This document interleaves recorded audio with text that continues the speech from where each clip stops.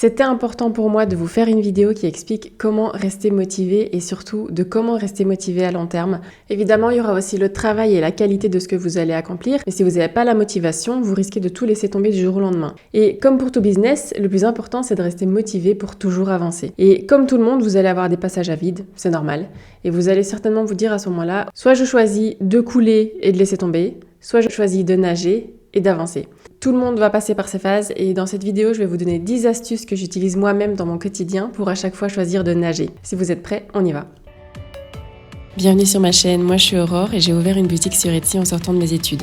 En 2016, j'ai remis ma démission pour m'y consacrer à 100% et franchement, ça a été l'une des meilleures décisions de ma vie parce que, en plus de faire quelque chose que j'adorais, mes boutiques m'ont rapporté avec le temps pas loin de 500 000 €. Alors évidemment, ça n'a pas été facile. J'ai échoué plus d'une fois, j'ai fait beaucoup d'erreurs aussi. Mais aujourd'hui, j'ai l'expérience nécessaire pour aider les personnes comme vous à monter leur business en ligne qui vous permettent de gagner en liberté et de pouvoir travailler de chez vous.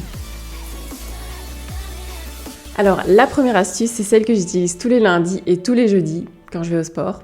C'est tout simplement en fait de ne pas me laisser le choix. Si vous me suivez un petit peu, vous savez peut-être que j'ai une relation un peu conflictuelle avec le sport parce que je suis de plus en plus persuadée, plus les années passent, que le sport, c'est ce qui nous maintient en bonne santé. C'est aussi très important, je pense, pour la santé mentale et pour votre morale.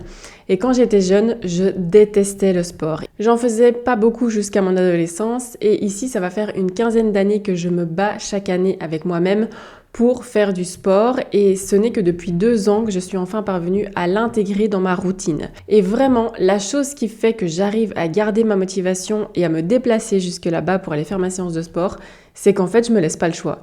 Et en ne me laissant pas le choix, je sais que le lundi et le jeudi, quand je me lève, le soir, j'irai au sport. C'est comme ça en fait. Au final, je me pose pas la question de savoir si j'y vais ou pas parce que de toute façon, j'y vais. J'ai pris comme exemple le sport parce que c'est celui qui en tout cas est le plus parlant pour ma vie, mais vous pouvez appliquer ça à n'importe quel objectif dans votre vie. Ce qui m'amène à la deuxième astuce qui est de ne pas attendre d'être motivé pour s'y mettre. Parce que en fait, si vous attendez d'être motivé pour faire une tâche, la plupart du temps, ça n'arrivera pas. Il faut savoir que la motivation, elle vient la plupart du temps en s'activant. Donc, si vous restez dans votre lit ou dans votre fauteuil et que vous êtes là à procrastiner en vous disant « Bon, il faut que je le fasse, mais je vais attendre d'être motivé pour le faire », je peux vous dire que vous n'allez jamais le faire. Et le meilleur moyen pour retrouver cette motivation, c'est de mettre votre corps en condition et en marche et de le réactiver. Pour ça, c'est pas très compliqué. Si vous n'êtes pas du tout motivé et que vous avez quelque chose à faire, je vous conseille tout simplement d'aller marcher. Vous allez marcher, vous allez prendre l'air, vous vous mettez en route, vous faites ce que vous voulez qui fait que vous allez bouger votre corps. Et le fait d'avoir activé votre flux sanguin, ça va déjà vous mettre dans un autre état d'esprit qui va être plus facile pour commencer quelque chose. L'astuce suivante, et c'est pour moi, en tout cas je pense la plus importante, c'est de toujours vous rappeler pourquoi vous avez commencé au départ, quel était votre objectif initial. Quand vous avez prévu de faire une tâche aujourd'hui et que vous n'avez pas envie de la faire, rappelez-vous pourquoi est-ce que vous devez le faire. Rappelez-vous vraiment ce grand objectif qui est tout au-dessus. Qu'est-ce qui fait que vous vous donnez tout ce mal aujourd'hui? Et quand vous revoyez cet objectif, demandez-vous, est-ce que ça vaut encore la peine aujourd'hui de me battre pour ça?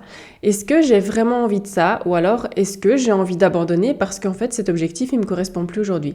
Et c'est tout à fait OK d'abandonner aussi, si c'est plus votre objectif. C'est juste important de toujours s'en souvenir et de savoir pourquoi vous faites les petites actions que vous faites tous les jours. Où est-ce que vous voulez que ça vous mène? Je peux vous dire que si votre rêve est solide et que vous êtes convaincu que vous allez y arriver, ça va vous motiver de savoir pourquoi vous le faites et que vous vous donnez pas du mal pour rien en final. Et parfois, le fait de se souvenir de son objectif principal, ça peut nous aider non pas spécialement à ne pas abandonner, mais à un petit peu le modifier, à se dire tiens, ok, mon objectif en fait ne correspond plus à l'idéal de vie que j'ai aujourd'hui et je me rends compte que c'est un petit peu bête de faire les choses comme ça. Et donc, c'est bien aussi de changer en cours de route et de faire évoluer votre objectif principal parce que ça prouve justement que vous travaillez dessus, que vous y réfléchissez et que vous grandissez en même temps avec lui. Le 4e conseil que je peux vous donner, c'est de vous fixer des objectifs qui sont petits et aussi surtout de les fixer sur des courtes durées.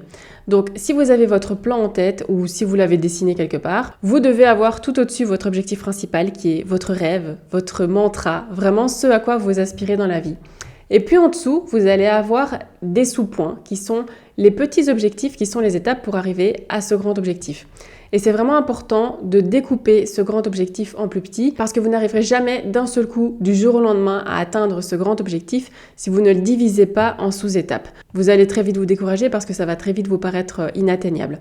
Tandis que si vous vous fixez des petits objectifs et que vous arrivez à les accomplir un par un, vous allez voir que ça va être beaucoup plus facile de continuer et de garder votre motivation parce qu'en fait, vous allez vous dire « Ok, en fait, j'arrive à faire les tâches que je m'étais fixées quotidiennement et je sais que je suis capable de le faire. » Et aussi, pourquoi des petits délais ? Parce qu'en fait, si vous fixez un objectif sur 1 an ou 2, 1 an, c'est très long. Et il peut se passer plein de choses en 1 an. C'est pourquoi, moi, personnellement, je me fixe des objectifs qui sont sur 1 à 3 mois généralement, parce que je préfère garder ma motivation sur cette courte durée plutôt que de me fixer un objectif à long terme que je ne suis pas sûre d'atteindre. Et ce que je vous conseille aussi, c'est de bien marquer vos objectifs quelque part. Si possible, à un endroit où vous passez tous les jours, vraiment devant, de mettre ça, je sais pas moi, sur votre frigo ou sur votre miroir de salle de bain, ça vous aide à rester motivé de le voir sans cesse. 5e astuce, si possible, ne pas travailler dans le lieu où vous dormez. Alors je sais bien qu'il y en a certains d'entre vous qui vivent dans des studios ou qui vivent dans des appartements qui sont très limités au niveau de la place, mais il n'empêche que si vous en avez la possibilité, essayez de ne pas travailler dans votre chambre parce que quand vous entrez dans votre chambre, en fait, votre cerveau va se mettre en mode sommeil ou en tout cas, il va se préparer à glander. Et donc, il sera toujours beaucoup plus difficile de rester motivé et d'être proactif dans une chambre plutôt que dans une autre pièce de la maison où vous allez vous habituer à avoir votre routine de travail. 6e astuce, je vous conseille de toujours commencer par le plus dur. Donc, toujours commencer par cette tâche la plus longue que vous n'avez pas envie de faire ou la plus dure que vous avez à faire sur la journée. Je sais que c'est pas naturel de faire ça pour tout le monde, mais personnellement, c'est quelque chose que j'ai toujours appliqué tout au long de ma vie. N'hésitez pas à faire la liste des tâches que vous avez à faire sur la journée et vous dire, ok, c'est vraiment celle-là qui va me prendre le plus de temps et que j'ai moins envie de faire. Vous commencez par celle-là, comme ça, quand elle est faite, vous êtes content, vous savez que c'est fait, c'est de côté, c'est en dehors de votre esprit et vous pouvez entamer des tâches qui sont beaucoup plus légères, qui sont beaucoup plus faciles à faire pour le reste de la journée, sans compter qu'on a souvent plus de motivation pour la première partie de la journée, on est souvent plus fatigué l'après-midi, donc pour moi c'est vraiment celle qui est la plus pénible qu'il faut mettre en premier. 7e astuce, je vous conseille vraiment de vous faire un planning. Il y a quelques années je travaillais sans planning et c'est une erreur parce que tous les matins, à chaque fois, je me disais qu'est-ce que je vais faire de ma journée aujourd'hui ? En fait, je perdais du temps à faire ça. Si vous savez à l'avance quelles sont les tâches que vous allez devoir faire pour la journée, c'est beaucoup plus facile de s'y mettre et au moins on perd pas de temps à commencer à prendre son téléphone, à scroller sur les réseaux sociaux, à se perdre, à se laisser distraire en se disant « je sais pas trop ce que je vais faire finalement ». Par contre, si vous avez jamais utilisé la méthode du planning, je vous conseille pour commencer en tout cas de ne pas le bourrer et de vous prévoir plusieurs plages où vous allez pouvoir vous détendre, un petit peu souffler, parce que je trouve que c'est quand même quelque chose qui mérite un petit peu d'entraînement.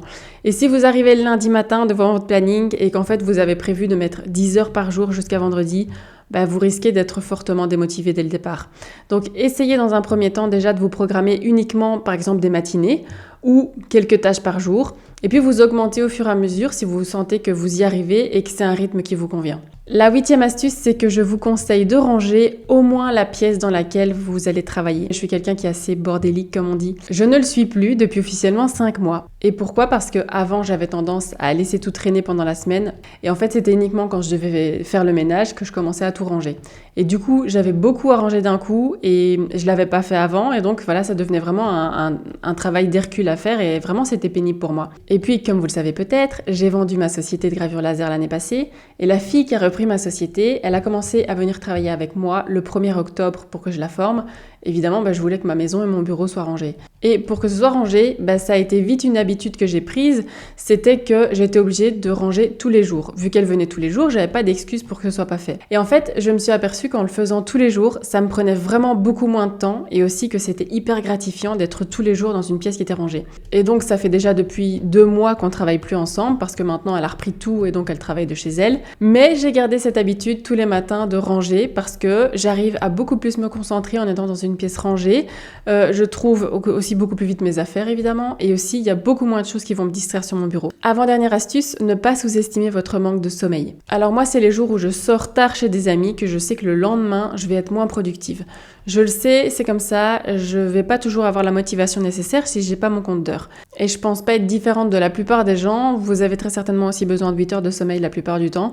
Donc en tout cas c'est vraiment quelque chose qu'il faut respecter pour espérer avoir de la motivation le lendemain. Si vous êtes crevé, forcément forcément vous ne serez pas motivé. Et 10e et dernière astuce, prendre le temps de se déconnecter et surtout de faire des pauses. Vous devez prévoir dans votre emploi du temps des moments où vous allez faire quelque chose que vous aimez, prendre du temps pour vous et déconnecter. N'hésitez pas à aller vous promener, à aller prendre l'air. C'est vraiment important pour continuer à être proactif sur votre journée ou même dans le temps.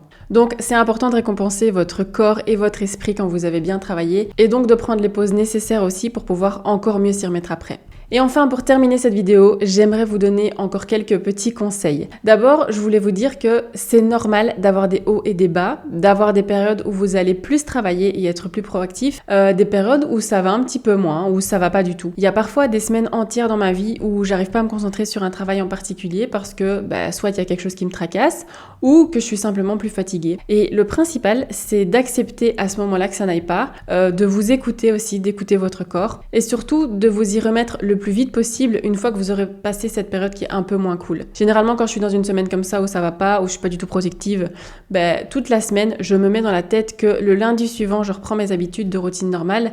Et en tout cas, pour moi, ça fonctionne tout le temps de faire comme ça. Et puis, si vous voulez rester motivé dans le temps, c'est important que de temps en temps aussi, vous arriviez à mettre sur pause et que vous regardiez au-dessus de votre épaule pour regarder déjà tout le travail que vous avez accompli. De quoi est-ce que vous pouvez être fier dans votre vie? Et c'est important de le faire parce que généralement, quand on a un gros objectif, ça va pas s'accomplir en plusieurs mois. Et malheureusement, avec les réseaux sociaux et aussi notre société en général de toute façon, on est habitué à avoir des shots de dopamine instantanés parce que à chaque fois que vous allez sur les réseaux, par exemple, on va vous montrer ce que vous avez envie de voir, que ce soit des images de chats, des images de voitures ou des images de filles. Et donc, vous allez avoir la récompense que recherche votre cerveau quand vous allez sur ces réseaux. C'est une récompense qui est directe, instantanée, qui produit un effet de dopamine sur votre cerveau et donc un effet de plaisir. Vous pouvez avoir cet effet de dopamine qui va être 100 fois plus grand quand vous allez réussir un gros objectif que vous vous êtes fixé. Mais évidemment, ça va vous demander beaucoup plus d'efforts. Et la plupart des gens, ils abandonnent parce qu'on n'a plus l'habitude de devoir travailler longtemps avant d'avoir ce shot de dopamine parce qu'on est habitué à l'avoir tout de suite. Si vous voyez vraiment pas de quoi je parle et que c'est vraiment du charabia, je vous invite à regarder cette vidéo qui dure 8 minutes de Léo Duff. J'avais pas une bonne image des réseaux sociaux avant de regarder ça, mais je peux vous dire que vous devez absolument la regarder parce que ça peut vous faire comprendre énormément de choses aussi sur la manière dont vous fonctionnez. Donc, en bref, ce que je veux vous dire, c'est que ça vaut la peine de se battre pour pouvoir réussir un objectif ou pour atteindre un rêve, mais sachez que ça sera beaucoup plus long à obtenir que ce que vous avez l'habitude d'avoir, par exemple, avec les réseaux sociaux. Et enfin, je conclurai en vous disant une dernière chose, c'est que j'ai remarqué avec le temps que plus je me fixe des objectifs et plus j'arrive à les accomplir et plus j'arrive à attraper confiance en moi aussi. Le fait aussi d'arriver à rentrer dans cette routine et de m'y tenir la plupart du temps, ça me fait attraper une certaine discipline dans tous les domaines de ma vie. Je vous prenais l'exemple du sport au début de cette vidéo parce que quand j'étais plus jeune, j'avais pas la discipline de faire du sport parce que j'avais pas encore la maturité ni le mood pour y arriver. Ici maintenant, je sais bien qu'on n'obtient rien du jour au lendemain sans faire d'efforts, mais je sais aussi au contraire que si je fais beaucoup d'efforts pour avoir quelque chose, je vais finir par l'obtenir. Et c'est quelque chose que vous allez acquérir au fur et à mesure du temps quand vous allez valider objectif après objectif. Je serais vraiment curieuse de savoir ce que vous avez pensé de cette vidéo qui sort un petit peu du cadre quand même de ce que j'ai l'habitude de faire. Je vous avais prévenu qu'en 2024, je voulais vous parler un petit peu de tout ce qui est autour de l'entrepreneuriat sur cette chaîne, de l'esprit à avoir aussi. Et du coup, c'est pas toujours des conseils qui vont être directement pratiques, mais est-ce que vous aimez ce genre de vidéo? Ça m'intéresse de savoir. Donc n'hésitez pas à me dire ce que vous en pensez en commentaire, à me mettre un petit pouce si ça vous a plu. Et de mon côté, je vous retrouve la semaine prochaine. Salut!